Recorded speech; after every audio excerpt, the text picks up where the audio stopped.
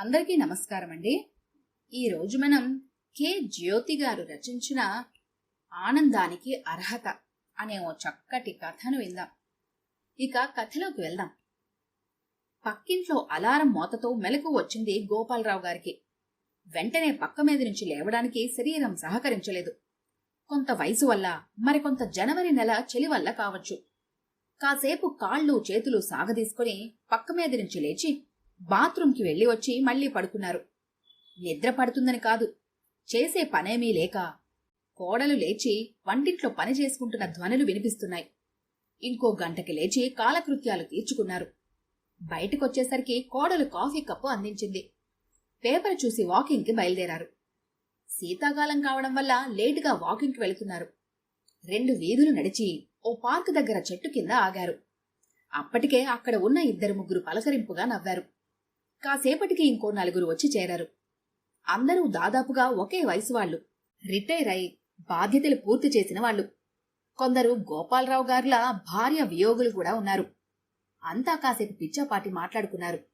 రాజకీయాల గురించి, పెరుగుతున్న ధరల గురించి, గత జీవితంలో తమ ఉద్యోగాల గురించి, పెన్షన్లు వగైరాల గురించి.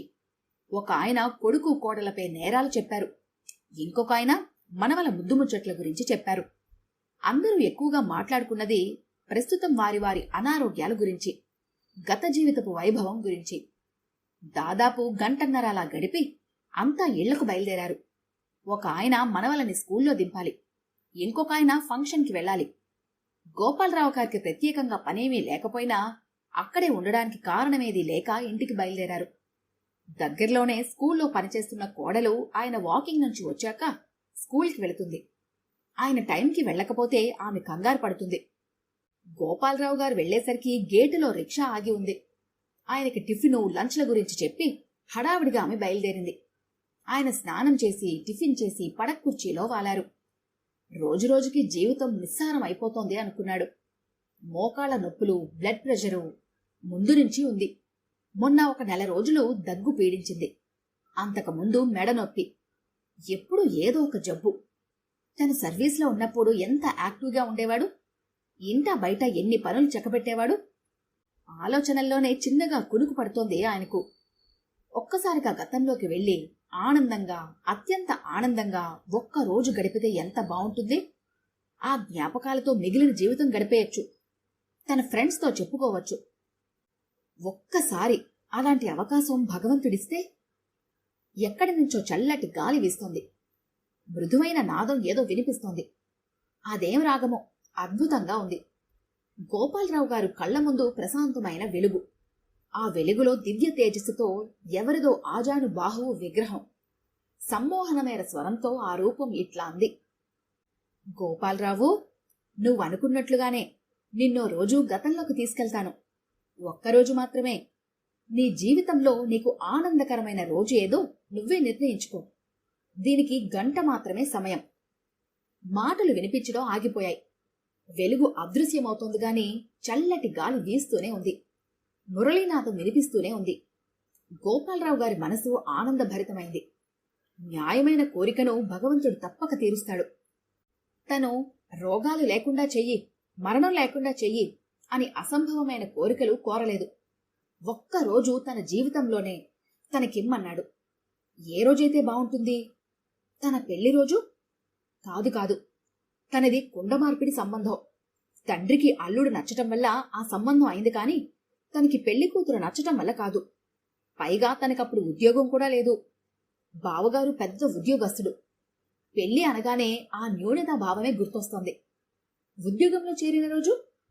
నోనో, తనకి ఇంకా పెద్ద ఉద్యోగమే వచ్చే అవకాశం ఉన్నా ఇటు తండ్రికి గాని అటు మామగారికి గాని పైవాళ్లు చేతులు తడిపేందుకు సాయం చేయలేదని తనకిష్టం లేని చిన్న ఉద్యోగంలో చేరిపోయాడు. మొదటి సంపాదన అందుకున్న రోజు? దానికి సంబంధించినదే. తొలిసారి కూతురు పుట్టింది. అందరూ బాధ్యతను గుర్తు చేశారు. అలాగే ఫీలయ్యాడు. రెండోసారి కొడుకు పుట్టినా భార్యకి పెద్ద జబ్బు చేసి గండం గడిచింది. సమయం గడుస్తోంది. గోపాలరావుకి ఏమీ వాపోవటం లేదు. అందరూ సామాన్యంగా ఆనందించే అతి ముఖ్యమైన సంఘటనలు జరిగిన రోజులలో కూడా తన సంపూర్ణంగా ఆనందం అనుభవించలేదే. ఇలా కాదు, యవ్వనంలోనో బాల్యంలోనో సాధారణంగా అందరికీ హుషారుగా ఆనందంగా ఉంటుంది. అప్పట్లో ఒక రోజులోకి వెళితే బాగుంటుందేమో. ఆలోచన తెగకముందే భగవంతుని గొంతు వినిపించింది. గోపాలరావు, ఏం ఆలోచించావు? అంది దివ్యమైన కంఠస్వరం. స్వామి, ఫలానా అని కాదుగాని నా జీవితంలో నేను వయసులో హుషారుగా ఉన్న రోజేదైనా తిరిగి గడిపే అవకాశం ఇయ్యి కోరాడు గోపాలరావు. కానీ స్వామి, ఆ రోజు నా నిరుద్యోగ పర్వంలోనిది మాత్రం కాకూడదు. దివ్య తేజస్సు చిరునవ్వు నవ్వినట్టుగా తోచింది. సరే గోపాలరావు, అందరికీ అత్యంత ప్రియమైన కాలేజీ విద్యార్థి జీవితంలోకి నిన్ను పంపుతున్నాను. దివ్య తేజస్సు అదృశ్యమైంది. అలారం మోతతో చెంగున పక్కమెంచి లేచాడు 18 నిండిన గోపాలరావు. చకచకా తయారై జాగింగ్కి బయలుదేరబోతుండగా గదిలో నుండి బద్ధకంగా వినిపించింది తల్లి గొంతు. గోపూ, వచ్చేటప్పుడు పాలు తెచ్చిపెట్టినాన్నా, రాత్రి పాలవాడు రాలేదు. గోపి విసుక్కున్నాడు.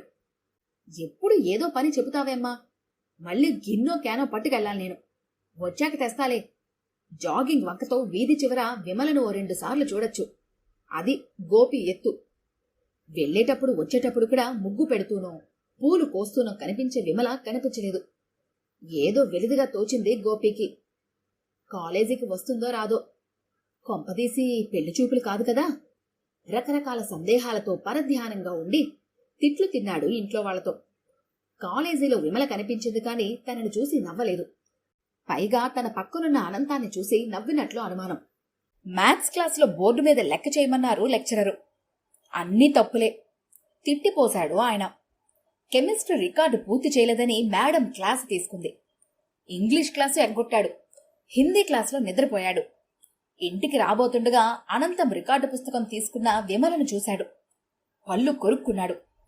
రికార్డు పూర్తి చేయని తన బద్ధకాన్ని తిట్టుకున్నాడు. ఇంటికెళ్లి అద్దంలో చూసుకుంటూ ఇంకా మీసాలు గడ్డాలు రాలేదని మదన పడుతుండగా తల్లి గొంతు వినిపించింది. గోపూ, చెల్లాయిని టైప్ క్లాస్ నుంచి తీసుకురా నాన్నా, సందు చివర రౌడీ వెధవులుంటారు. గోపికి నచ్చని పనుల్లో ఇదొకటి. ఎందుకమ్మా దాన్ని అక్కడికి ఇక్కడికి పంపుతారు?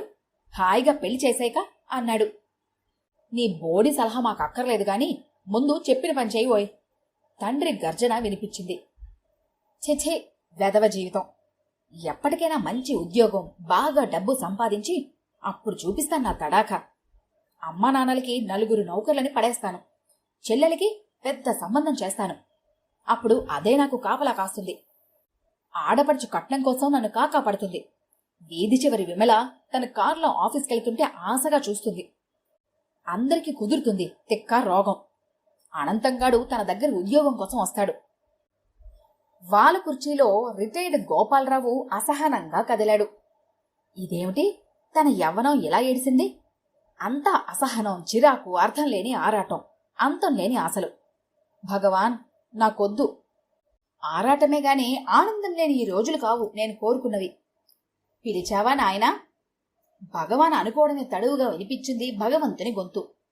స్వామి, ఏమీ అనుకోకుండా నన్ను బాల్యంలోకి పంపు అభ్యర్థనగా అన్నారు గోపాలరావు. తథాస్తు. కాని మిగిలింది 12 గంటలే హెచ్చరించింది అంతర్యామి గొంతు. కిటికీ పక్కగా కూర్చొని హోంవర్క్ చేసుకుంటున్నాడు గోపి. చెయ్యకపోతే రేపొద్దున టీచరేమో గాని విధిగా పిల్లల పుస్తకాలు చూసి ప్రశ్నలు వేసే తండ్రి మాత్రం వీపు చీరేస్తాడు. కిటికీ పక్కనుంచి హిస్ మన స్వరం వినిపించింది. కిటికీలోంచి చూస్తే అరుగు మీద నక్కి కూర్చున్న అనంతం కనిపించాడు. అరే, ఊరి చివరి తోటలో జామకాయలు కోసుకుందాం, వస్తావా? రహస్యంగా అడిగాడు. హోంవర్క్ చేయాలిరా, బదులిచ్చాడు గోపి. వచ్చాక చేదుగాన్లేరా, మీ నాన్నకి మా నాన్నకి ఆఫీసులో మీటింగు, పొద్దుపోయాకొస్తారు.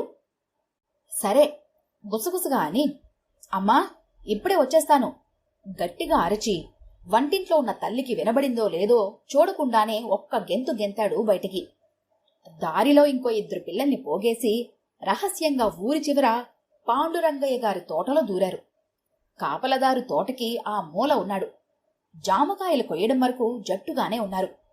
పంచుకోవడంలోనే తేడా వచ్చి గొంతులు పెరిగాయి.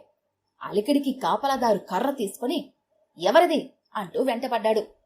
కాళ్ల కింద ఎండుటాకులు నలుగుతుండగా పిల్లలు 4 పరుగుపెట్టారు. చొక్కాల్లో జామకాయలు మూటగా పట్టుకున్నారు. జేబులు సరిపోక కోసిన వాటిలో సగం కిందే పడ్డాయి. పరిగెడుతుండగా హవాయి చొప్పును చీల్చుతూ ఏదో కసుక్కున కాలిలో దిగింది గోపీకి. ఒక్క క్షణం ఆగినా అలానే పరుగెట్టాడు. ఇంటికొచ్చాక ఆగాడు. పాదం నిండా దారంతా చొప్పు నిండా రక్తం. చెప్పును పాదాన్ని కలిపి కుట్టినట్టుగా దిగింది మేకు. ఎక్కడ ఊరేగడానికి పోయావ్రా? రుద్రమూర్తిలా వచ్చాడు తండ్రి. గోపి వాలకాన్ని చూసి నరసింహావతారం ఎత్తేశాడు. చింతబరికెకు పని చెప్పాడు. జామకాయలు చెల్లా చెదిరయ్యాయి. తండ్రిని తప్పించుకుందుకు కుంటుతూ ఒంటికాలతో ఇల్లంతా పరిగెత్తాడు గోపి. వాడి కాలి రక్తపు గుర్తులు చూసి కెవ్వుమంది తల్లి.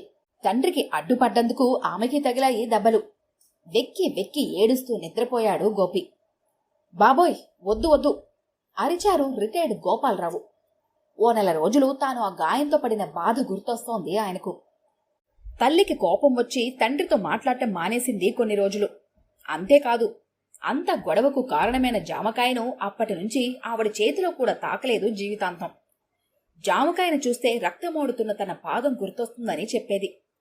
తల్లి అప్పటికి చిన్నది అయినా అది జామకాయ తినడం మానేసింది. ఆత్మీయుల జ్ఞాపకాలతో మరింత బరువెక్కింది గోపాలరావు హృదయం. ఇదేమిటి, తన బాల్యం ఇలా ఉందా? అల్లరి, దెబ్బలు, తిట్లు, భయం, వద్దన పని చెయ్యాలన్న పంతం. భగవంతుడా, ఎంత బాధాకరం! ఇంత జీవితంలో ఒక్క 24 గంటలు, ఒక్కరోజు పూర్తిగా ఆనందంగా గడపలేకపోయానా? కనీసం తీపి జ్ఞాపకానికైనా ఒక్కరోజు మిగిల్చుకోలేకపోయానా? పిచ్చి గోపాలరావు. అచ్చం అమ్మ గొంతులాగే మెత్తగా ఉంది స్వామి గొంతు. తాను భగవంతుణ్ణి తలుచుకున్నానని జ్ఞాపకం వచ్చింది ఆయనకు. నువ్వు అనవసరంగా హైరాణ పడుతున్నావు. జీవితాన్ని సంపూర్ణ దృష్టితో చూడటం నేర్చుకో. సుఖదుఖాల సమ్మిళితమే జీవితం. ఈ రెంటిని సమదృష్టితో చూసేవాడు స్థితప్రజ్ఞుడు. అతడే నువ్వనుకుంటున్న ఆనందాన్ని అనుభవించడానికి అర్హుడు. ఈసారి భగవద్గీత చెబుతున్న ఘంటసాల గారి గొంతులా ఉంది స్వామి స్వరం. స్వామి, నాకు అర్థమయ్యేలా చెప్పు. సరే గోపాలరావు, జీవితంలో ఏ వయసుకు తగ్గ బాధ్యతలు, సుఖాలు, కష్టాలు ఆ వయసుకుంటాయి. నీ కర్తవ్యాన్ని నువ్వు నిర్వర్తిస్తావు ఫలితం కోసం. స్వామి, స్వామి మాటలకు అడ్డొస్తూ, నేను నీ గీతంతా కంఠస్థ పట్టాను అన్నాడు గోపాలరావు. ఏం లాభం? నిట్టూర్చాడు స్వామి. సరే, నువ్వు జీవితమంతా ఎవరికో ఒకరికి భయపడుతూ, ఎవరో ఒకరి అధీనంలో ఉంటూ వారి కోసం కష్టపడ్డావు. అవును స్వామి, అవును ఆనందంగా అన్నాడు గోపాలరావు. ఇప్పుడు నువ్వు ఎవరికోసం కష్టపడాలి? ప్రశ్నించాడు స్వామి.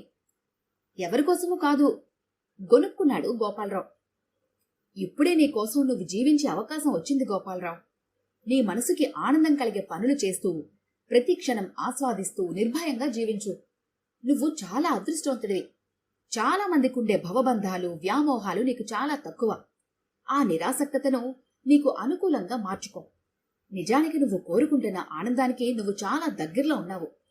నర్మగర్భంగా నవ్వాడు అంతర్యామి. ప్రయత్నిస్తాను స్వామి. పక్కింట్లో అలారం మోతతో మెలకు వచ్చింది గోపాలరావుకు. కాసేపు పక్క మీదనే శరీరాన్ని స్ట్రెచ్ చేస్తూ ఆ రోజు చేయవలసిన పనులు ఆలోచించుకున్నాడు. కాలకృత్యాలు తీర్చుకొని కొద్దిసేపు ధ్యానం చేసుకుని బయటకు వచ్చాడు. కోడలు బాత్రూంలో ఉన్నట్టుంది. స్టవ్ మీద పాలు పొంగిపోబోతున్నాయి. కాఫీ కలుపుతూ అప్పుడే లేచిన కొడుకుకి గుడ్ మార్నింగ్ చెప్పాడు. కాఫీ 3 కప్పుల్లో పోసి నొచ్చుకుంటున్న కోడల్ని వారిస్తూ వారితో కబుర్లు చెబుతూ కాఫీ తాగాడు. వాకింగ్కి వెళ్లి ఫ్రెండ్స్తో రాజకీయాలు మాట్లాడాడు. జోక్స్ చెప్పి నవ్వించాడు. అంతా అక్కడే ఓ 10 నిమిషాలు చిన్న చిన్న ఎక్సర్సైజులు చేసి ఇంటికొచ్చేటప్పటికి కోడలు గేటులోనే ఉంది. నా దగ్గర కీ ఉంది కదమ్మా అన్నాడు గోపాలరావు. రిక్షా రాలేదండి అంది కోడలు. మెయిన్ రోడ్ మీదకు వెళ్లి రిక్షా తేవడానికి టైం పడుతుంది. ఒక్క క్షణం మాత్రమే ఆలోచించాడు. మూలనున్న బజాజ్ దుమ్ము దులిపాడు. కొద్ది ప్రయత్నంలోనే స్టార్ట్ అయింది. కోడల్ని దింపి వస్తుంటే ఒక చిన్న పాప క్లాస్కు వెళ్లకుండా ఏడుస్తూ కనిపించింది. గోపాలరావు ఆ పాపను బుజ్జగించి తన స్కూటర్ మీద 2 రౌండ్లు తిప్పాడు. పాప క్లాసులోకి వెళ్తూ, సాయంత్రం వస్తావా తాతయ్య అని అడిగినప్పుడు అనిర్వచనీయమైన ఆనందాన్ని పొందాడు ఆయన. తిరిగొచ్చాక టిఫిన్ తిని మందులు వేసుకుని తను పెంచుతున్న మొక్కలను చూసుకుని కొద్దిసేపు విశ్రాంతి తీసుకున్నాడు. తర్వాత లైబ్రరీకి వెళ్లి వస్తూ వస్తూ తను ఎప్పటి నుంచో దత్తత తీసుకుందాం అనుకుంటున్న గవర్నమెంట్ స్కూల్కి వెళ్లి టీచర్లతో మాట్లాడాడు. పిల్లలని పలకరించాడు. ఇంటికి వచ్చేటప్పటికి ఆకలి కరకరమంటోంది. అన్నం తిని అన్నీ అలానే వదిలేక శుభ్రం చేశాడు. కాసేపు విశ్రాంతి తీసుకుని సాయంత్రం టీ చేసుకుని తాగి మొక్కలకి నీళ్లు పోసి కోడలొచ్చాక కాసేపు ఆమె కబుర్లు విని గుడికి వెళ్ళాడు. ఇంటికొచ్చాక హాస్టల్లో ఉన్న మనవడికి మనవరాలికి ఉత్తరాలు రాశాడు. ఇలా ప్రతి క్షణం ఆనందంగా జీవించాడు గోపాలరావు. ఇతరులకు సంతోషం కలిగించడానికి వచ్చిన ఏ చిన్న అవకాశమూ వదులుకోలేదు. అందులో అతడి స్వార్థం లేదు కాబట్టి, వారి మెప్పు ఆశించలేదు కాబట్టి నిజమైన తృప్తి, ఆనందం పొందేవాడు. నిజానికి అతనిప్పుడు పాపులర్ అయ్యాడు. తన వంటి వారెందరికో జీవించడం నేర్పాడు. తను కోరుకున్న పూర్ణానందాన్ని అనుభవిస్తూ సర్వంతర్యాన్ని ప్రసాదించే అలౌకిక ఆనందానికి అర్హుడయ్యాడు. ఈ కథ కనుక మీకు నచ్చినట్లయితే లైక్ చేయండి, షేర్ చేయండి. మరిన్ని ఇంట్రెస్టింగ్ కథల కోసం మా ఛానల్ని తప్పకుండా సబ్స్క్రైబ్ చేసుకోండి.